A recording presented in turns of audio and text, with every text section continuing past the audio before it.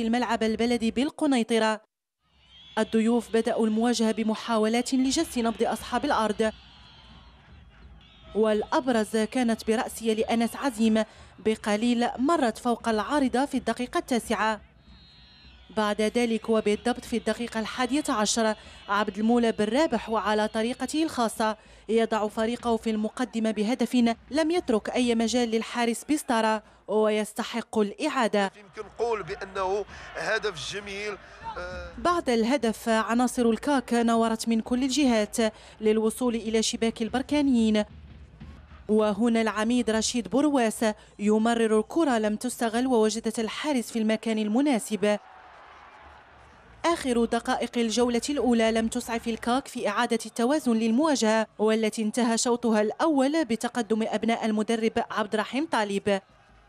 الشوط الثاني دخله الكاك بقوة إذ كانوا الأقرب إلى التهديف، فيما مصطفى كوندي من جانب بركان يستغل غياب الرقابة الدفاعية للكاك، لكن تسديدته افتقدت للتركيز. ما داع هنا سيستغل في الجهة الأخرى، وتوفيق إجروت يهزم الدفاع وحارس بركان ليوقع هدف التعادل. فرحة لم تدم طويلا، وكوندي يكفر عن تضييع للهدف الأول ويستغل خطأ بين الحارس والمدافع القنيطري ليسجل ثاني الأهداف لممثل بركان. بلال بايت وفي الدقيقة 71 يسدد لكن كرته فوق المرمى، ثم أخرى من رجل العميد برواس لم تضيف أي شيء.